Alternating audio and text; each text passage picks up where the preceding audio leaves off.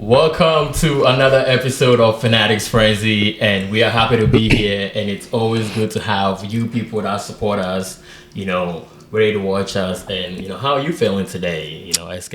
Good. Yeah, I've got my depressed Cowboy fan hair. It's been a rough weekend.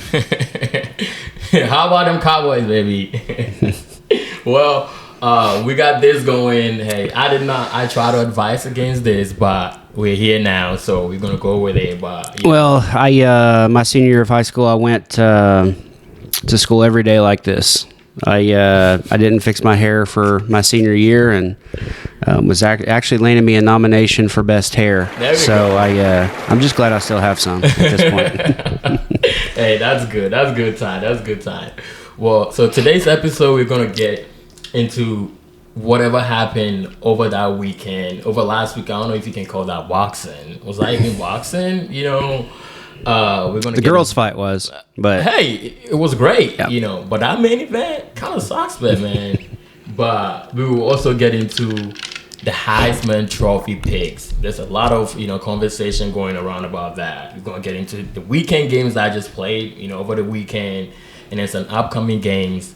And we're gonna get some picks in, and you are 3-1, in your picks. So that's a great start. we still have the house. Hey, that's right. Put the house on it. Not really, but before we get into today's episode, you're gonna ask me some questions that I haven't seen or heard, okay? And then I will also ask you some questions, just to get the vibe rolling. So what you got for me today? All right. So for anybody who doesn't know you or I, obviously you are not from here. And so being now in Texas 8 years, have just a couple of things I want you to rank. The first thing is I want you to rank your top 5 fast food joints since you've moved to America. Hey. America and fast food go together real bad. But fast food, you got to have the burgers on there. And with burgers, there's like so many options. But I will go with Whataburger, okay? Just because it's Texas, So you're ranking them 1, or are you going 5 to 1? Well, let's just go 1. Okay. One Whataburger right now. One Whataburger, okay? I don't care. One Whataburger. And, you get that patty melt tomato on there. Yes. So one Whataburger. And then number 2,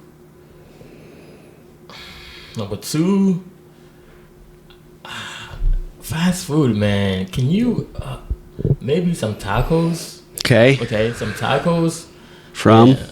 Tacos from Fast Taco. Okay. Yeah, Fast Taco. See, that's a local joint. A lot of people won't know what that is. Okay. But that's good. But Fast Tacos, too? Fast Tacos, it's up there. 3, you got to go with some chicken. Okay? Okay. So, I like Cane's. I think Cane's is good. Cane's is good. So, I'll go with Cane's, number 3. Number 4, man... What do we normally eat that I miss? You're missing the gizzards from Chicken Express. Oh, yes, gizzards. We both like the gizzards. Yes, gizzards from Chicken Express would definitely go 4. And number 5, what do we eat a lot? So we got the tacos. We got. Can you count Rudy's as a fast food? I mean, it has a drive-thru, so we'll count it. We know barbecue because Texas. Rudy's barbecue will go number 5. Yeah. Okay. And then outside of fast food, okay, and let's not, obviously we kind of split cooking in this house, so I kind of see where this is going. top 5 meals, homemade meals that we make. Me and Mom. 1 untouchable. Nobody else touch it. Is the good old, you gotta have that SK steak. That 1. Top 2, and it's not number 2. Number 1 up there. Steaks for sure.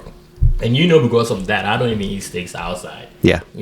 So steaks, number 1. Number 2, we made that chicken and rice dish.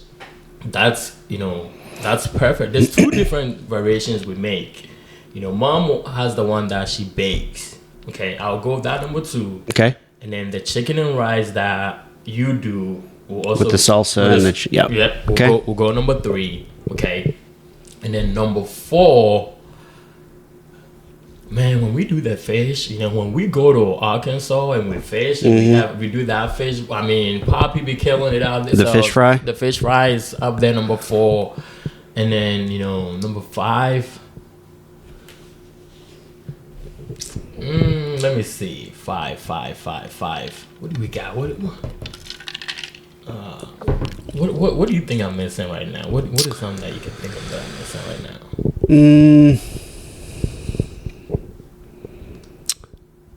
How about?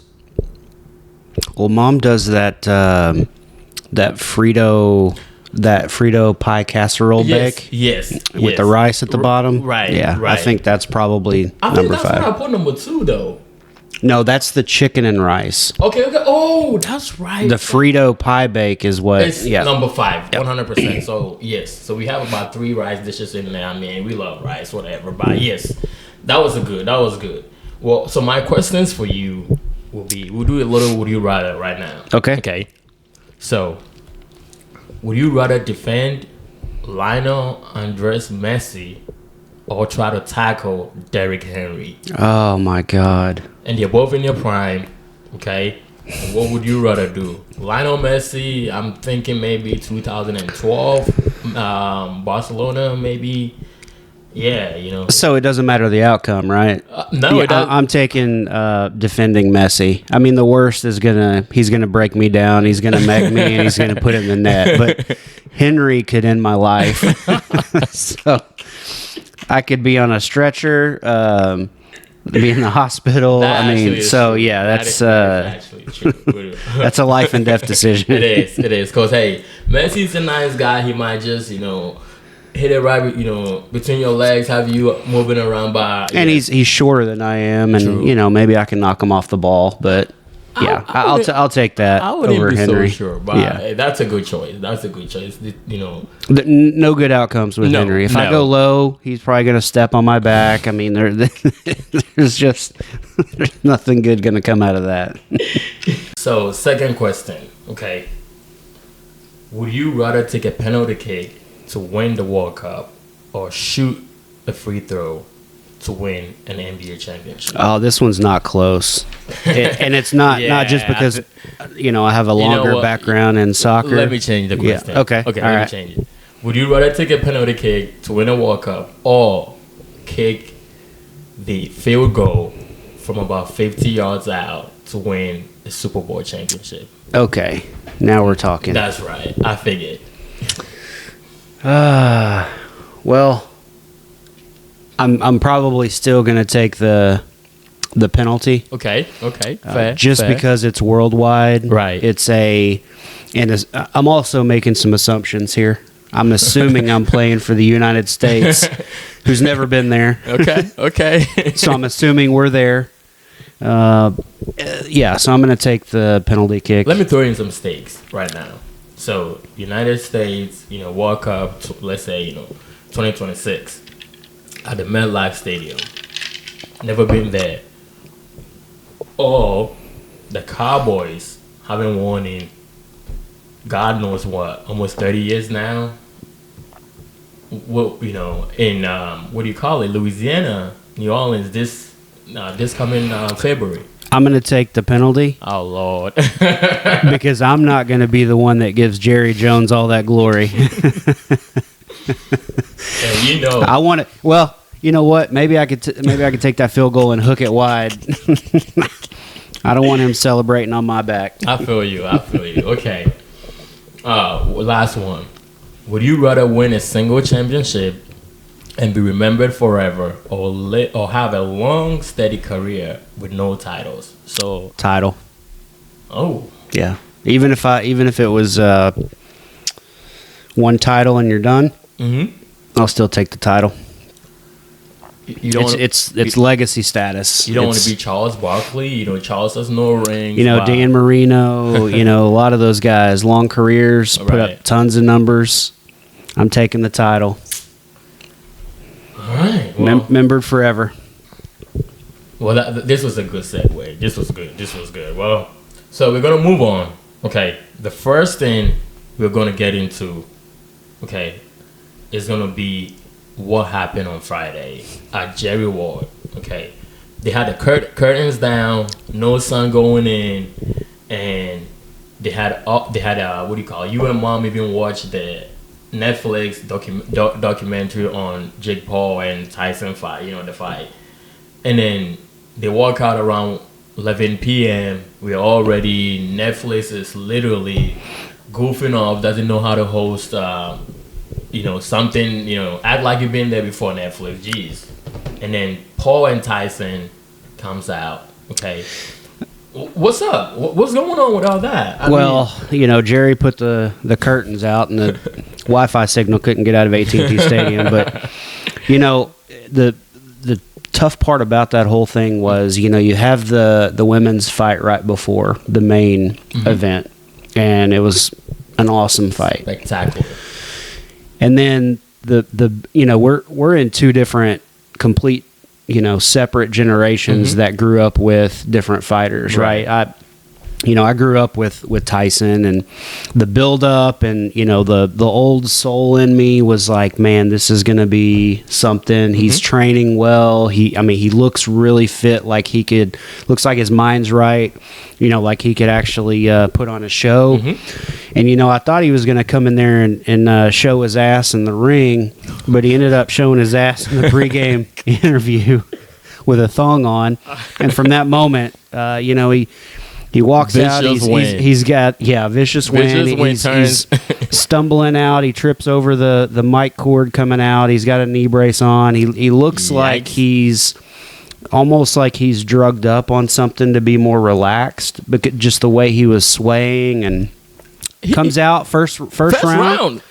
Yeah, look good. And then from there, all over social media, you see a disappointment. You see that it's rigged, or different camera shots where looks like he could have taken a punch, and you hear the contract being leaked where Mike Tyson wasn't allowed to throw uppercuts, and some of those things just really disappointing. And I have a theory with him almost dying, back in, what was that, June, July. Yeah, well, that was when the original fight was in July, but he got really sick, and seeing him kind of go into the later rounds, he looked like an old man who was sick. Right. My opinion, kind of what I gather from all this, Jake Paul definitely carried the fight, didn't want to end his life or knock him down and be that guy.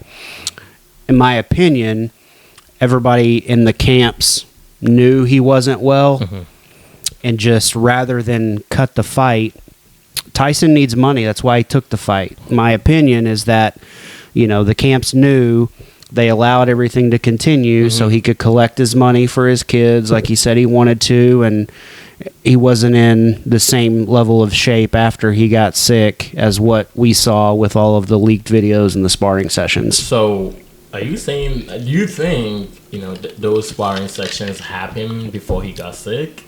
They did, yeah. Okay. If you look at... Okay, because I didn't watch the docu. I didn't. If you look at the... I mean, a little bit, but you and Mom were watching religiously. Yeah, some of the facial hair changes... Obviously, you need a little bit of time to grow kind of the beard that he had later on. Body shape. Before that, he looked more lean. He comes out, and he's still got, quite a bit of muscle. His legs were shaky. Yeah, he looked a little bit more... bulky up, not bulky, but big up and bigger, small down. Bigger, heavy, like he had put on weight just to maintain. He said he lost 25 pounds. He didn't look nearly as lean. After that first 30 seconds to a minute, everything slowed down. Looked like you could just, tip him over by pushing him on the forehead, unfortunately. And it's sad, man. I wanted this to be something, and it was nothing, except for it really was nothing. Highway robbery in terms of, shout outs to Jake Paul, man. That was a sale. The best marketing job ever. And the people, I thought about this. The people in there, you pay those pay the money for those tickets. Right. It wasn't just for that fight. So they got a good fight. The one before, they got a couple of decent fights, 3 or 4 fights in there. So it wasn't a complete loss. I told Mom about this. I would have paid for that fight because leading up to it, it looked like it was going to be something more than it was. And I'm glad that I had to deal with the buffering and all of the madness, because I would have been really upset had I paid for that. I think, they even put in the gate revenue at around 18 million. 18 million. Yeah, and everybody was there. They were. You saw Gronk and Shaq and all the social media, claims about the fight being rigged, and you see the leaked contract. Some of the videos where you see Mike could have taken a swing, you're saying he can't take an uppercut shot. That's what Mike Tyson's known for. Yep. So when he's there, he's confused. He knows he can't take that swing. That's why you see a lot of those half punches. He's not a great jabber. Jake Paul had the reach on him. So, but even all that, all things considered, he just wasn't healthy. He looked like an unwell man in his late 50s. Yeah. That just needed to collect that paycheck so he could set his family up, when he's gone. So I should have spent my time, I should have gone on a date or something on Friday night instead of sit around to watch all of that, But like I said, I think you nailed it. Just not. If you watch that fight, it was not a competitive fight. So it is what it is, But shout out to me. Everybody got their money. We got to see Mike Tyson in the ring one more time, Jake Paul needs to go ahead and go fight somebody real, leave the old people alone. Stop beating on people that are past their prime. Go fight somebody real now. But moving on, let's get into the world of football right now. Okay. College football. So my understanding, and stop me if I'm wrong, my understanding of the Heisman Trophy is the best college football player. That's correct. Okay. And the best. Okay. Yep. And would you say sometimes, and this is not necessarily my argument, but somebody can be the best and might not have all the stats, okay, to back that. I wouldn't say back that, but all the stats to kind of, it's weird. Somebody can get a lot of stats, but might not be the best, player. But going into the Heisman, okay, so we got Travis Hunter, who I believe Vegas has a minus 500 winning. And then there's still Ashton Jeanty from Boise State, doing his thing. Phenomenal season. Phenomenal season. What is the deal with that? My vote, if I'm voting right now, my vote goes to Travis Hunter. Because I believe, even though Ashton has all the yards from carrying and all of that, he's putting up video game numbers, which is impressive. But I know people are talking about Travis Hunter has played 170 snaps, 150 snaps, and it's not a stat. But here's the thing. Nobody is doing that. He got burned this weekend on a touchdown, and I get that, But of course, you're not going to stay perfect. Look at what is happening to Sauce Gardner after he came out and said, the coach doesn't need to teach him how to tackle, and then he couldn't even miss a tackle, whatever. But, he's not going to be perfect. But I think he is, if you watch him, he's clearly the best. To be dominant on that both sides of the ball. Okay, of course, he might not have the receiving yards of the other receivers, But the guy, if you look at the guy playing both sides of the ball at that elite level, I believe he's the best player. And my vote will go to Travis Hunter as, the Heisman Trophy winner. What do you think?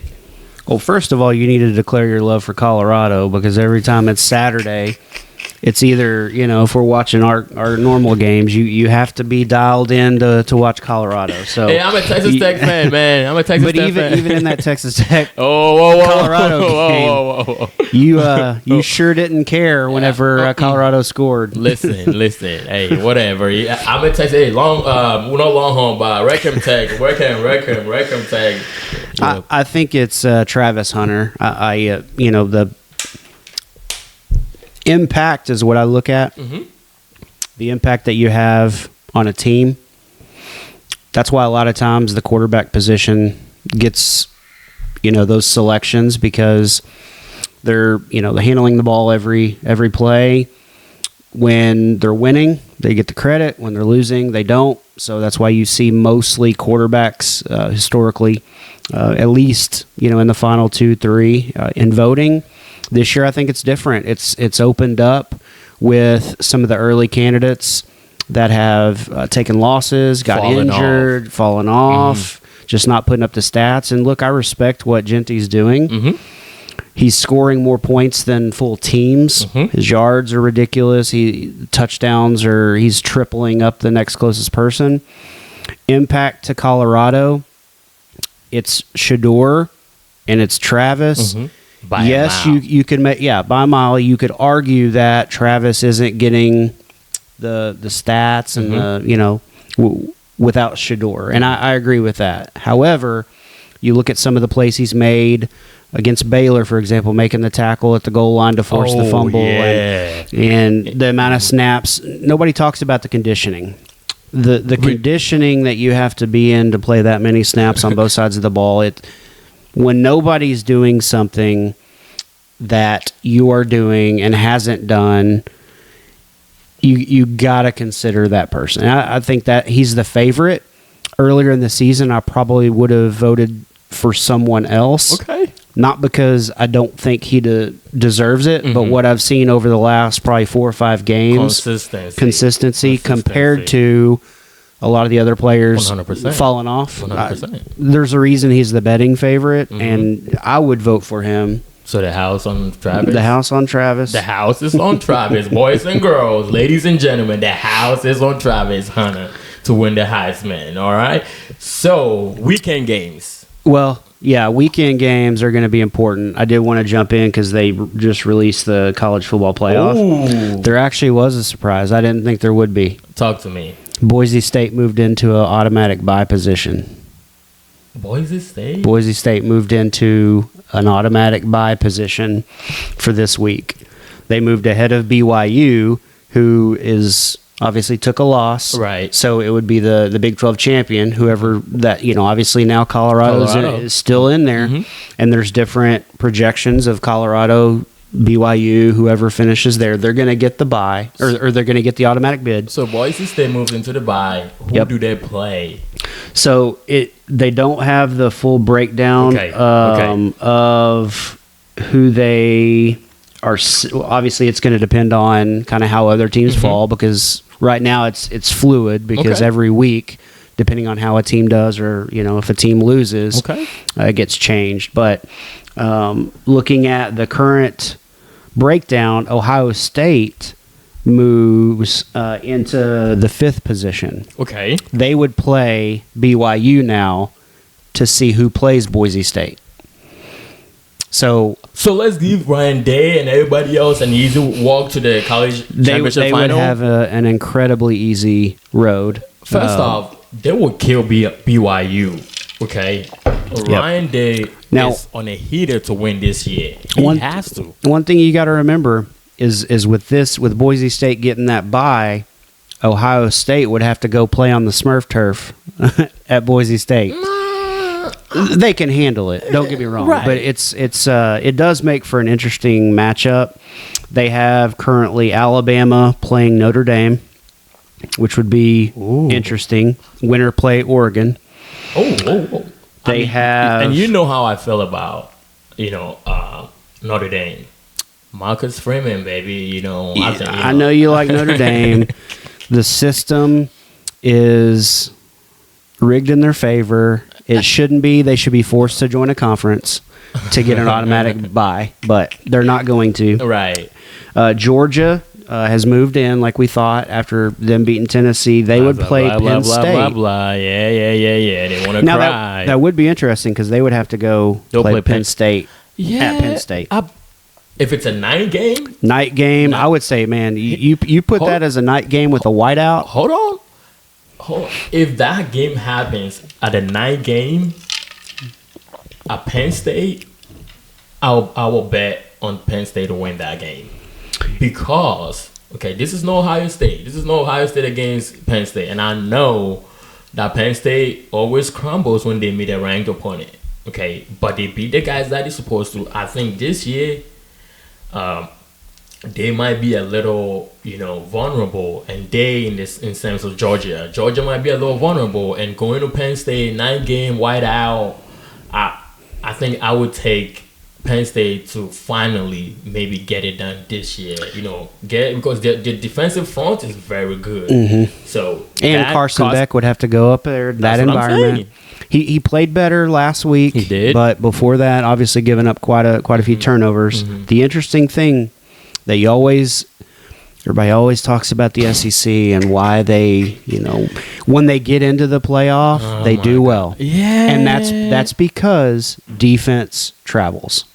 Defense wins Georgia's defense, although through a couple of games this season, looked a little suspect. Mm-hmm. The game at Texas, their defense was the reason they won, because Beck still threw 3 interceptions in that game. Mm-hmm. But defense travels. So when I look at all these teams and I look at where the games are going to be played, for me, it's going to be who has the better defense. If you look at the Ohio State their defense, in my opinion, gets that done. Same thing against them in Boise State.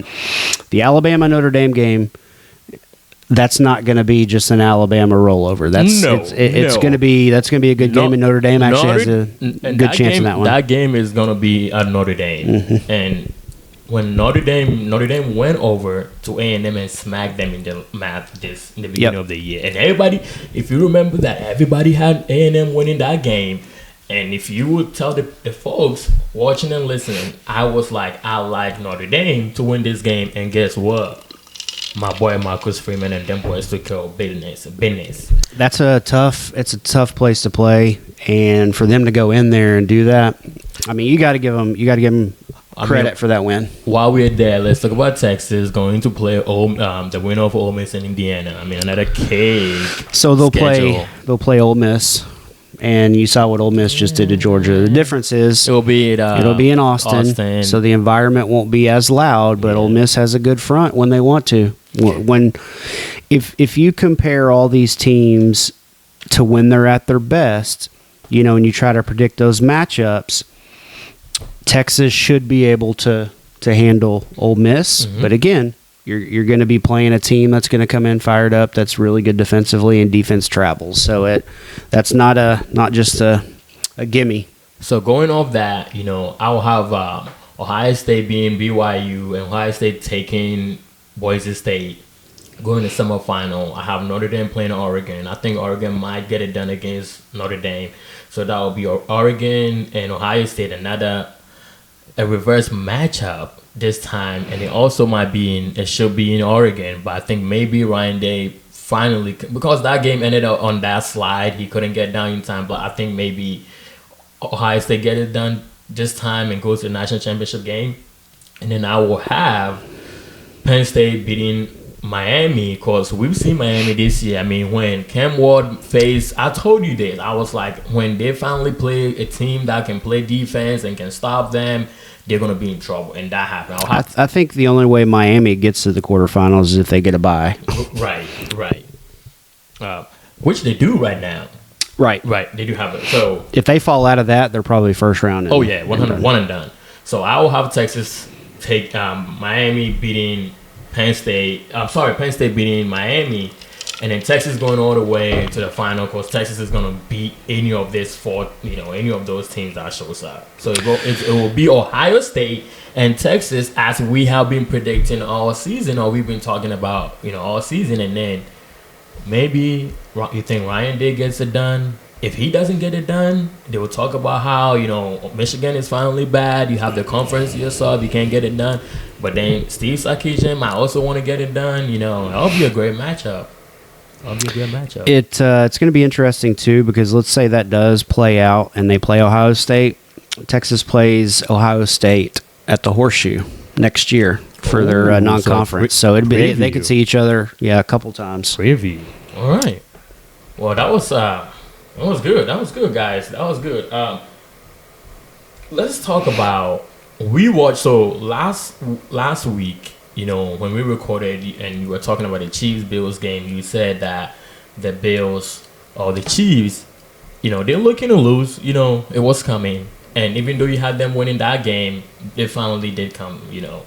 And after the game, Josh Allen is talking about how it's just, you know, a regular game. It's just a regular game. But, Josh, we know, Mr. Allen, we know that was not a regular game. Come on, man. He needed that. You wanted that. You wanted it bad, and you got it. And shout outs to the way he played and put in Mahomes behind at that time to try and make it a two-score game after he rushed for the touchdown, making it a two-score game where Mahomes needed to score, get the ball back in under 2 minutes, I believe.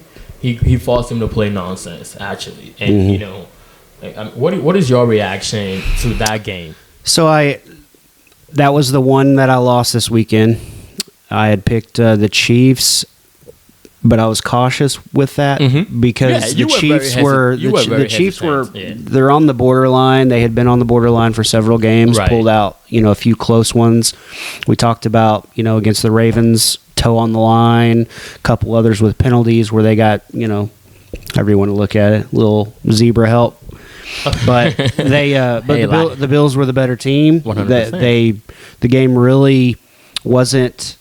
Although it got to one possession, you never felt like the Chiefs were going to take it over. So you could see that coming. You could see them taking a loss. They're probably going to have more because they're just not playing like they have. And they were going to trip up. Just didn't necessarily think it was going to be last weekend, but they did. Listen, can you talk to your boy?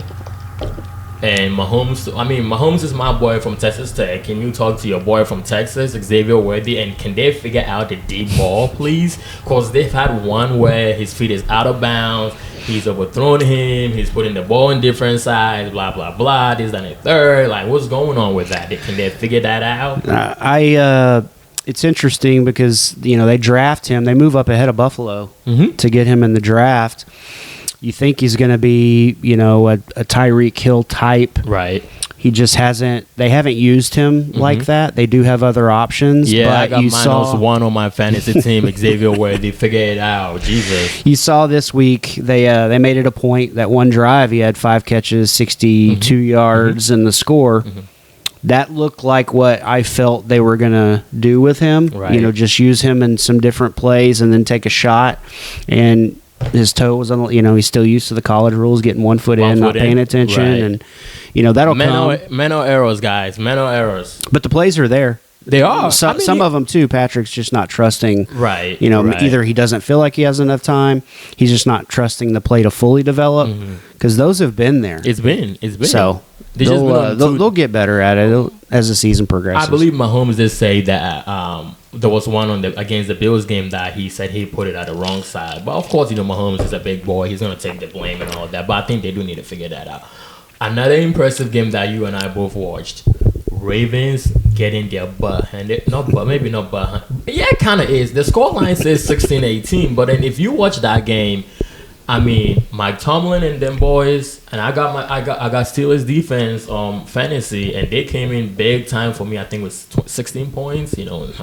So with that game, they handle, you know, the Ravens, because the Ravens were coming in. I believe they were favorites in that game, and they were running the ball better, like than nobody is, better than anybody else is. And, you know, this year we were all talking about how Lamar has developed into the pocket passer that, you know, he's never been and all that kind of stuff. But first play, Steelers get a false fumble and recovery of that, set the tone. And since then, you know, it just was never the same. It was back. I mean, what is your instant reaction to that game? I mean, we were like kind of surprised. I mean, I don't know about surprised, but that was a good game. The Steelers this season remind me now, with Russell Wilson coming in there, They remind me of the Ravens teams with Joe Flacco and when they went to the Super Bowl with Trent Dilfer. Right. Not great quarterback play. Right. Above average, I would say. Right. Taking care of the ball mostly, making some plays, but just enough. Didn't score a touchdown and they win this game. So their defense is putting the pressure on the other teams. They're getting, in field goal range. They're scoring touchdowns outside of the Baltimore game. You go back, their offense has been producing. Right. So they remind me a lot of what the Ravens used to be. Oh. Where the Ravens now, their defense is still pretty good. Yeah, they're not elite they were. No, they're not. Right. And they're more... Even though they run the ball well, there's still a lot of plays in the open field. There's still a lot of, spread you out, zone read a little bit with Lamar, get him out of the pocket, making the deep throws. They've evolved more than what they used to be, and what they used to be is what the Steelers are now. Right. So, and then, talking about Russell had that interception, but he threw that ball kind of like an alley-oop. Okay, but the tight end is like 6'8", almost 7 foot or whatever. He doesn't jump. Well, and he doesn't jump. The defender was behind him, so if he doesn't float it, if he just drives it into his chest, it's a touchdown because the tight end was in front of the defender. Right, when he floats it, he gives the defender a chance. Man, but if I'm throwing to a 7 foot guy and jump. Yeah. I mean, but hey, it is what it is. So now. We've got into the last segment where we're gonna pick up the games that are coming up. And again, you are 3-1. That is what 75%, I believe. Okay, so you're 75% right now.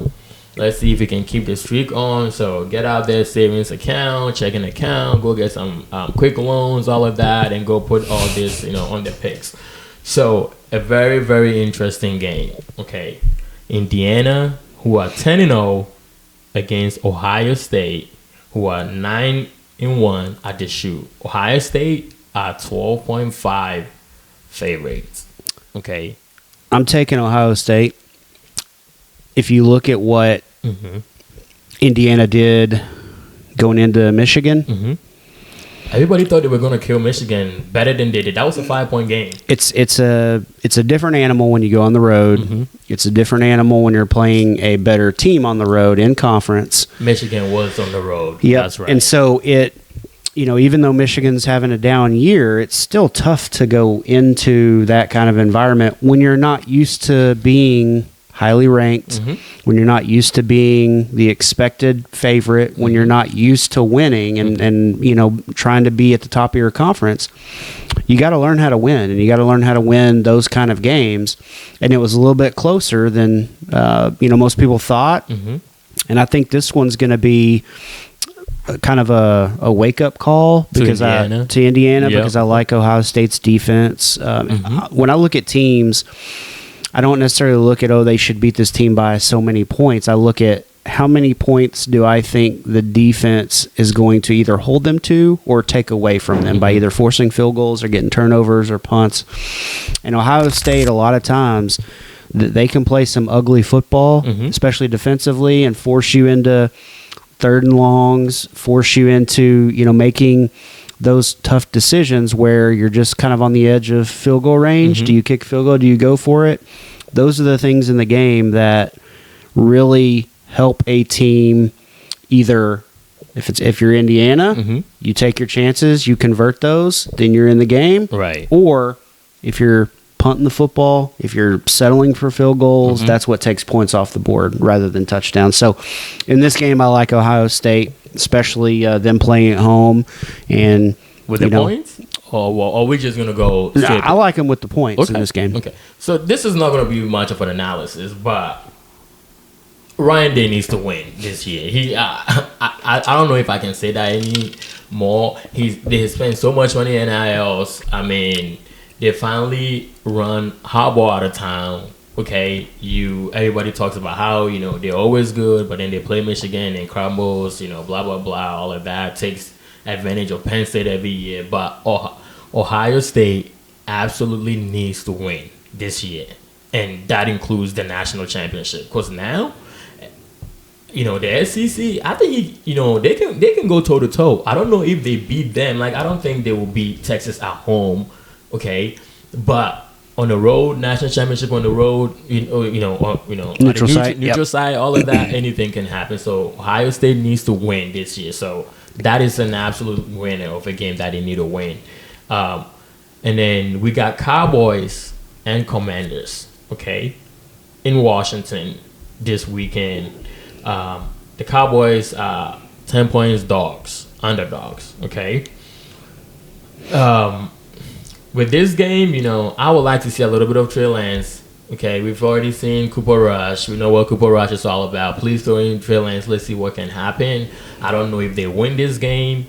10 point. I mean, last night they were 7.5 dogs, and it looked like it was right there. We were talking about that until the third quarter or something, and then the game went. So I don't even know if I take Cowboys. I don't know if Cowboys wins this game at all, but I don't even know if they can.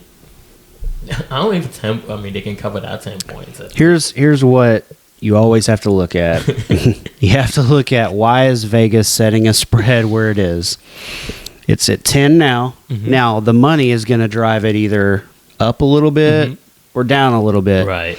These games are the ones that either make them money or lose them money, because everybody thinks, look at what just happened with the Texans. Then you got the Commanders with Jaden Daniels, flashiness. They think they're going to run all over them, so they push the spread up to 10. Mm-hmm. 10 in the NFL is a lot. It is. So, but these are the games where a team is just terrible. They've played terrible. Mm-hmm. Their quarterback can't even. The ball snapped to him. He's fumbled twice on. He's shaky. So here's what kind of goes on. What happens if Trey Lance comes in and gets some extra first downs with his feet? The Cowboys get a few early field goals. Maybe they get a touchdown and they're hanging with them. I don't think they'll win this game. Right. But where I'm at, it's just one of those kind of trap games for bettors where they're like, Washington's going to kill them. And then you hear CD is, out in the club. And who was he with after the game? Diggs. Him and Diggs are. So it's like, hey, McCarthy's lost the locker room. The guys don't care. Are they really going to play hard? Right. And everybody's thinking, this is more of the same. Mm-hmm. They've been down by 20 points. Now all that's been at home. Mm-hmm. These are the tricky games, and I'm going to take the Cowboys with the points. Oh, you're taking the Cowboys to win? Not to win. Oh, okay. No. Okay. I'm taking the Cowboys. I'm taking 10 points with the Cowboys. Okay. So Commanders winning by you taking Cowboys with the points. Okay. So we got Eagles 8-2 and Rams 5-5. And Eagles are -3 points favorites. Here's the thing. I believe the Eagles are the worst 8-2 team in the league. Don't let my dislike for the Eagles get in the way of this. But here's when Nathan Sirianni has gotten out of the way, the Eagles have played better. Okay, so maybe he does that. But the Rams, when Sean McVay, with Matthew Stafford, they have their two receivers. Kyron Williams have not been as impactful since their stars came back. But then he's there. He's available, So if the passing and the Eagles just don't exactly have the best defense, or secondary, out there. I mean, Slay is falling in and out. He has a good game and then he falls out. All of that. So I don't know if I am. So I have Ohio State winning the first game. I have Commanders winning the second game. Okay, and I think Commanders win more than 10 points. So, and then I have Rams winning this game. The secondary for the Eagles has some openings you can take advantage of. The thing that doesn't get talked about enough is their defensive line. Oh, yeah, their interior line. Jalen Carter can take over a game. Dog. He's a dog. And if they get pressure on Matthew Stafford, Matthew Stafford is well, he was Georgia Bulldog.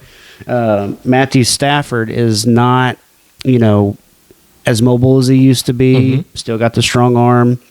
Can still make plays. Got good receivers to get the ball to. And so it's a tricky one. I just think with the Eagles, it's such you watch them play, and Jalen Hurts looks like he's in slow motion half the time, and you wonder how they score as many points as they do.